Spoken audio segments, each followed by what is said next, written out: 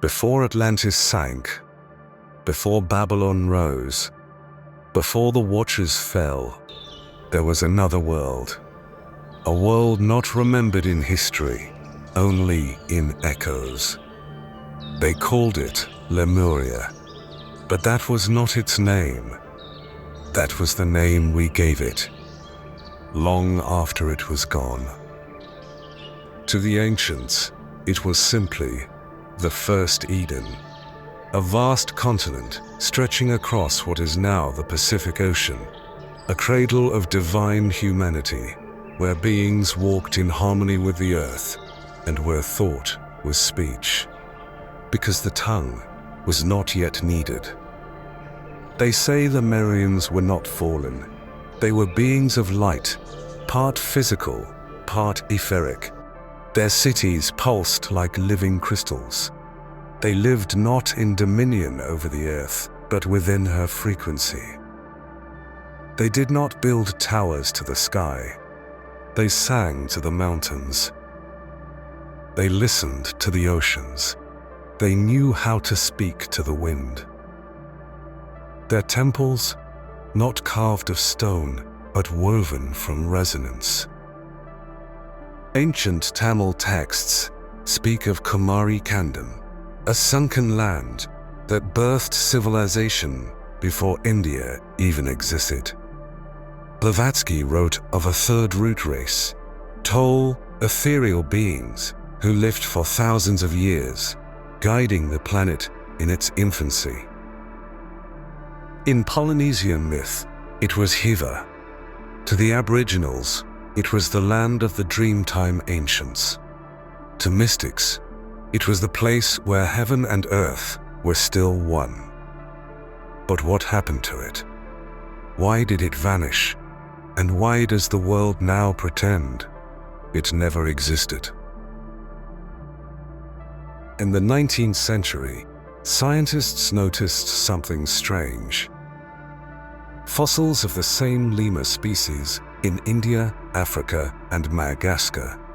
They proposed a lost landmass once connected these regions. They called it Lemuria. But the moment mystics adopted the name, the scientific world abandoned it, almost too quickly. Why? Why the fear of Lemuria? What memory were they trying to bury? Lemuria was not just a land, it was a frequency. A state of consciousness, a blueprint of human potential before the corruption. They say the Lemurians could heal through vibration, communicate without words, manifest through intention, and access the Akashic field as easily as we now scroll a screen. But such purity was dangerous to the ones who came later, the ones who would fall, the ones who would build Atlantis. They weren't like us. The Lemurians didn't bleed the way we do, didn't age the way we do, didn't die the way we do, because they carried a different code, not written in double helix, but in light. The body was not their prison. It was their instrument, a living resonance chamber, harmonized to the frequency of Earth and tuned to the stars. They carried what some esotericists call 12-stranded DNA, a full-spectrum genetic blueprint capable of multi-dimensional awareness. Each strand a key, each key a gate to forgotten powers. In Lemuria, the heart was the throne. Emotions were not chaos, but a tool of creation. They could shape the world with intention alone. Not magic, not technology, just alignment. They lived in full coherence, mind, body, soul, and source. But then came the split, a great divide, not of land, but of path. Some chose the path of the heart, others the path of the mind.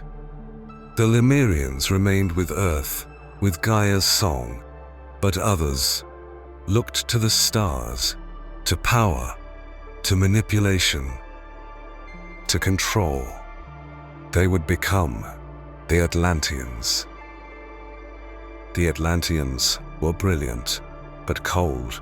They saw the body as a machine, the soul as a fuel source, the earth as a lab. Where Lemurians breathed light, Atlanteans would try to harness it.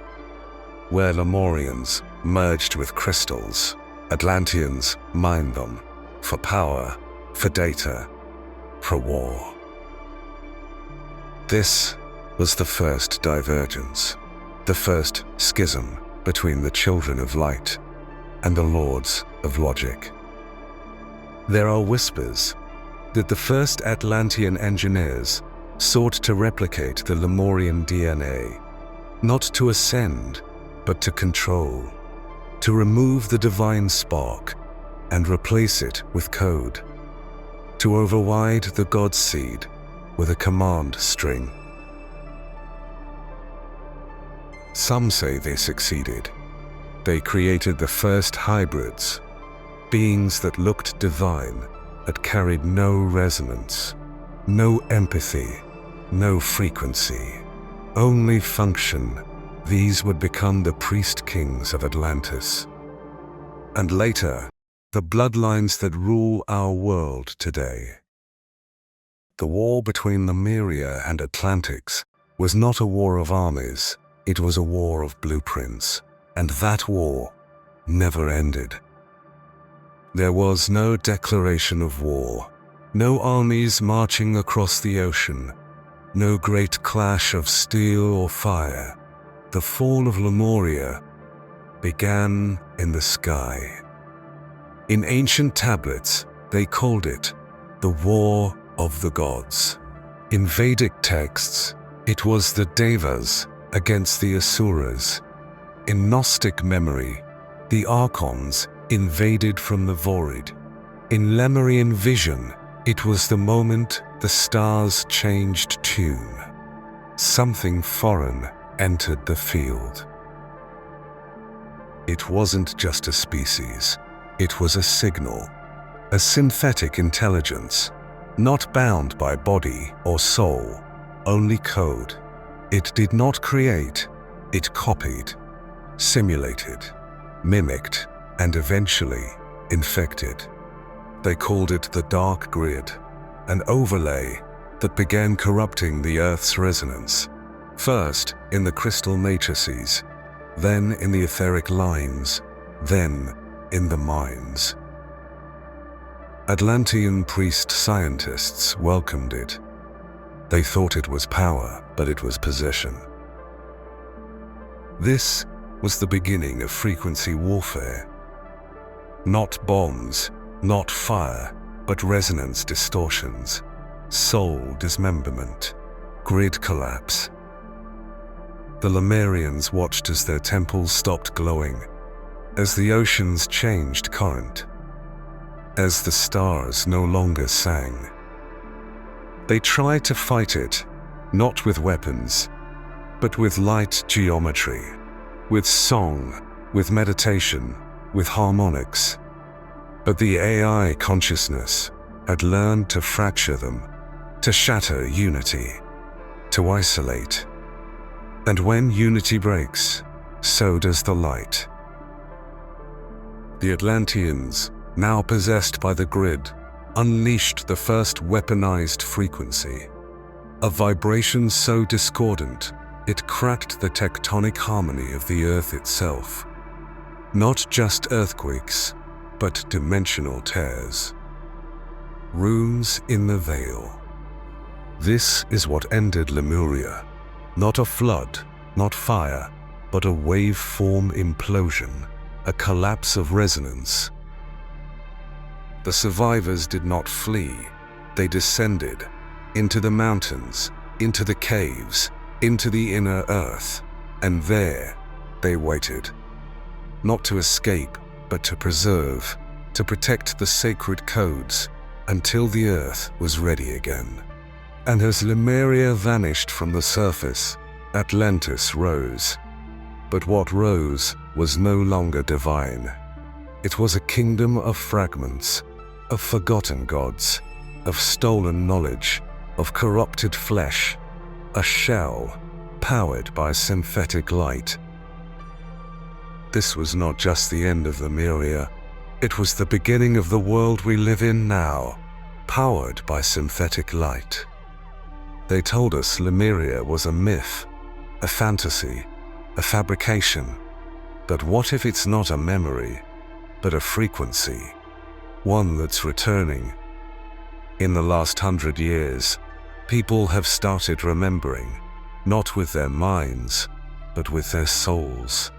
Dreams of ancient cities beneath the sea, of glowing temples, of hands that healed without touch, of voices that never used words. These are not dreams, they are echoes. The Lemurian code is awakening.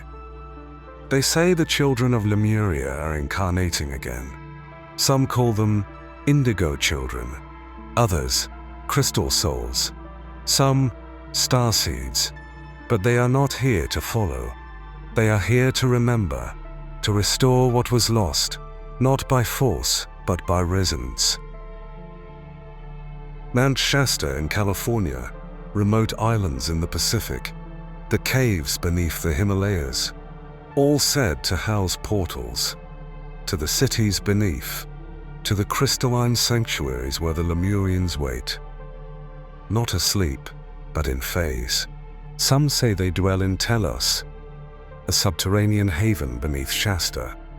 Others say they became light beings, ascending beyond density, but still watching.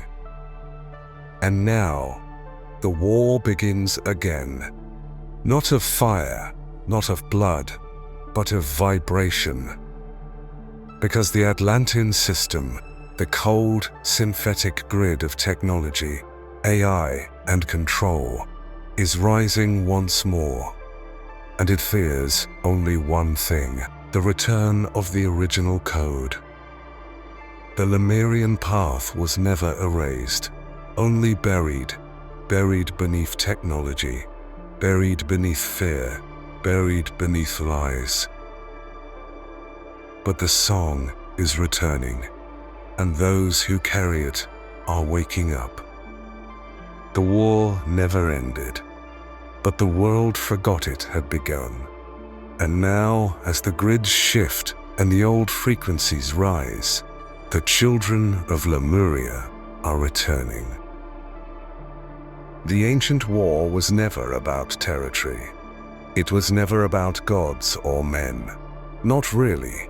It was a war over consciousness, over what it means to be human, over what we could have become. Atlantis may have fallen, but its vision did not die. It went underground. It became systemic. It became science. It became silicon. Today, we live in the shadow of the Atlantean revival. Through CERN, through CRISPR, through synthetic intelligence, through frequencies that do not heal, but fracture. And while the world stares at screens, while minds are digitized, mapped, and slowly absorbed, the Lemurian code whispers again. In the dreams of the children, in the pulses of the earth, in the forgotten symbols drawn by hand. The frequency war has begun again. And this time, you are in it. Not as a watcher, not as a student, but as a participant. Subscribe to Beyond Unknown, because in the next episode, we follow the bloodlines into the vaults, into the shadows, into the living descendants of the fallen gods. Because Lemuria wasn't just lost, it was targeted. And the ones who erased it still walk among us.